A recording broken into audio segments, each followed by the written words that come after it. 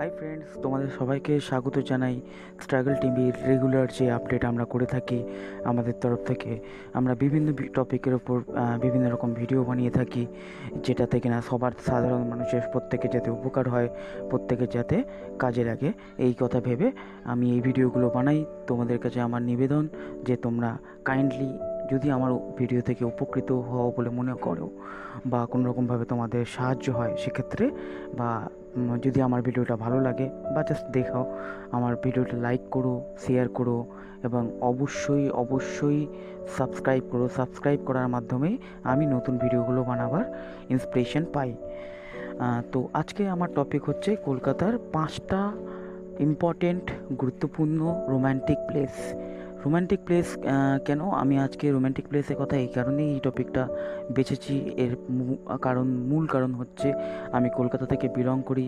কলকাতার জন্য বাংলা ভিডিও আমার বানানো উচিত, সেই কারণবশত আমি আজকে এই টপিকটার ওপর বানাচ্ছি। এবং আজকে শনিবার, আগামীকাল রবিবার, অনেকে ডেটে যাবে, অনেকের নতুন প্রেম হয়েছে, অনেকের বহুদিনের প্রেম কোনো কারণে বাধাপ্রাপ্ত হচ্ছে, বা কেউ হয়তো বিবাহিত বাড়ির মানে রোজনামচা যেটা বলে সেটা থেকে একটা মুক্তি পাওয়ার উদ্দেশ্যে, একটা কোয়ালিটি টাইম স্পেন্ড করার উদ্দেশ্যে কালকে ডেটে বেরোবে।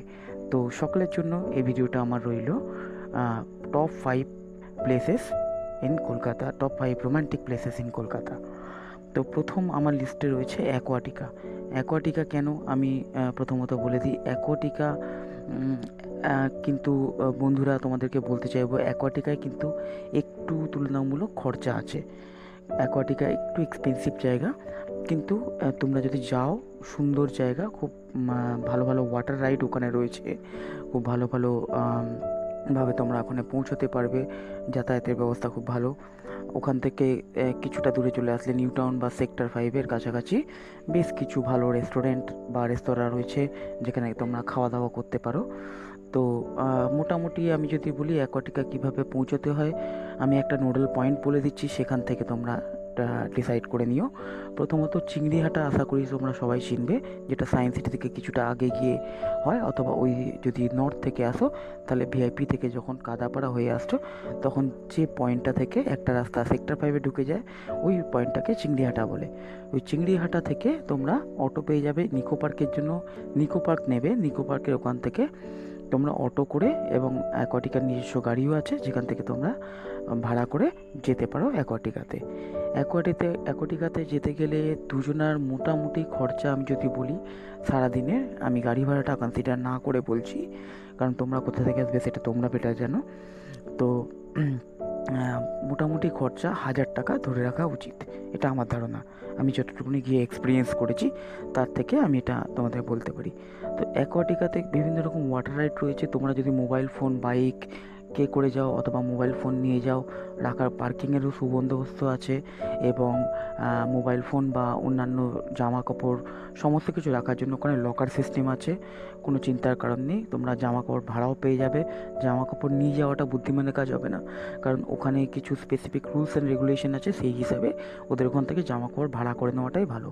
তবে অ্যাকোয়াটিকার এই ধরনের এই যে ছবিগুলো তোমরা দেখতে পাচ্ছ, এখানে এই ধরনের সুইমিং পুল টাইপ এনজয়মেন্ট আছে, বা বিভিন্ন রকম ওয়াটার রাইড এই ধরনের রয়েছে, বা এই ধরনের ওয়াটার রাইড তোমরা ওখানে পাবে।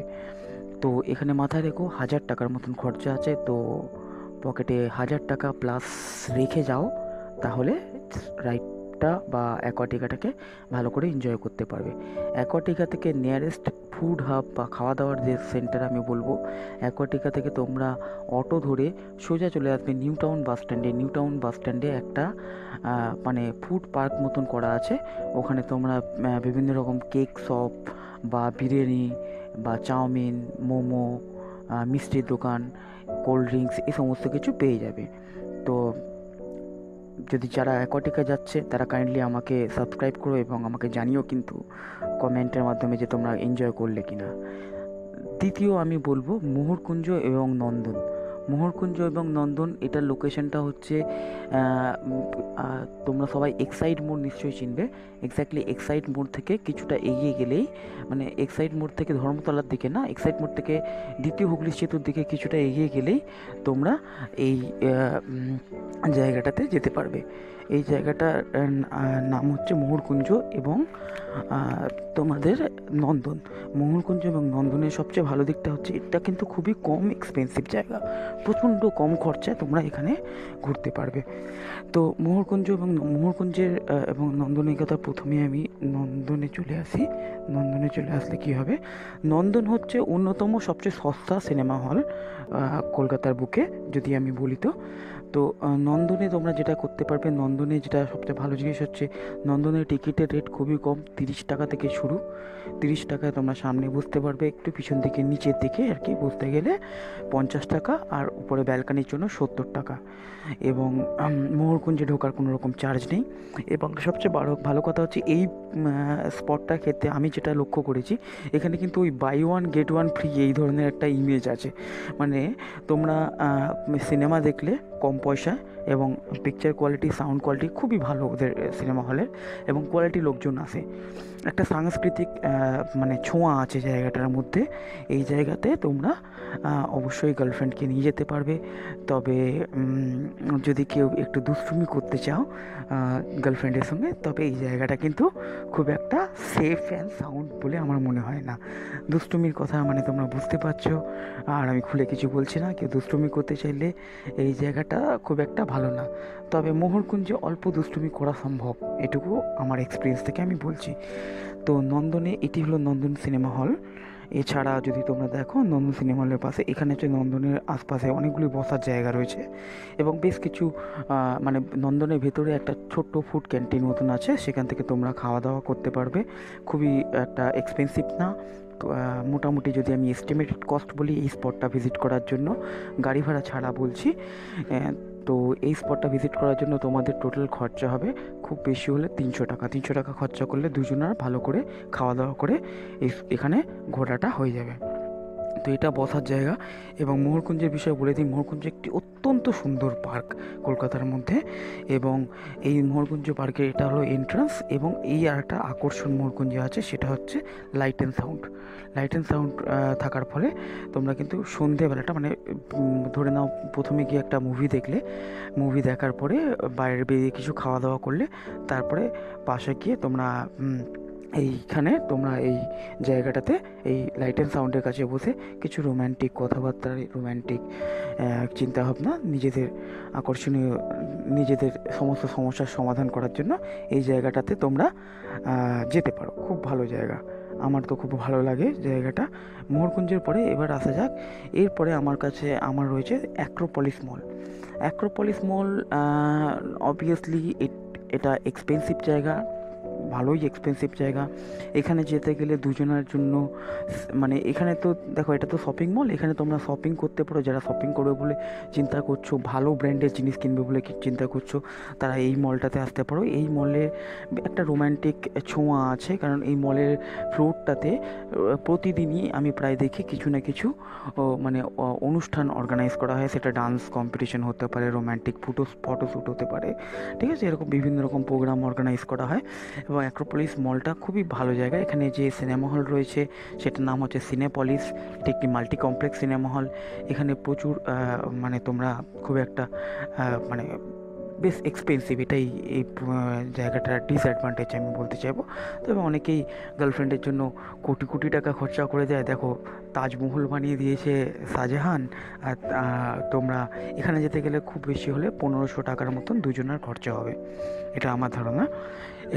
এখানে তোমরা সিনেপলিসে সিনেমা দেখে ওখানে ফুড কোর্ট আছে, ওপরে ফুড কোর্টে গিয়ে তোমরা খাওয়া দাওয়া করতে পারো। খাওয়া দাওয়া করে নিচেটা এসে বসতে পারো। বিকেলবেলা বাইরের পরিবেশটা খুব সুন্দর। এখানে পার্কিংটা কিন্তু একটু এক্সপেন্সিভ, তবে একটা ওয়ে আউট আছে। এমনিতে নর্মালি এখানে পার্কিং করতে গেলে ঘন্টায় 10 টাকা লাগে বাইকের ক্ষেত্রে। আমি বাইকের কাস্টমারদেরই বলবো, কারণ কি বাইক যারা চালায় তারাই সাধারণ মানুষ, তাদের জন্য আমার ভিডিও বানানো। গাড়ির জন্যও হতে পারে। তো বাইকের রেটটা হচ্ছে ওখানে 10 টাকা করে প্রতি ঘন্টা, কিন্তু একবার ঢোকালে তোমাকে 20 টাকা দিতেই হবে প্রথম ঘন্টায়। তো সেটা না করে তোমরা যেটা করতে পারো, প্রথমত ওখানে ওর পাশেই একটা গীতাঞ্জলি স্টেডিয়াম আছে, ওর ভেতর বাইক পার্ক করতে পারো। ওখানেও 7 সাউন্ড বাইক রাখা যায়, হেলমেটও রেখে আসতে পারো তোমরা ওখানে। ওখানে পার্ক করার জন্য তোমাদের 10 টাকা করে প্রতি ঘন্টা লাগবে, ওখানে কোনো অতিরিক্ত চার্জ নেই। তো অ্যাক্রোপলিসের কতগুলো ছবি আমি তোমাদের দেখিয়ে দিই। এই যেমন এটি হচ্ছে অ্যাক্রোপলিস মল, এটা হচ্ছে অ্যাক্রোপলিস মলের ভেতরটা, এবং এটা হচ্ছে অ্যাক্রোপলিস মলের এন্ট্রান্সটা যদি রাস্তার দিক থেকে যেতে হয়।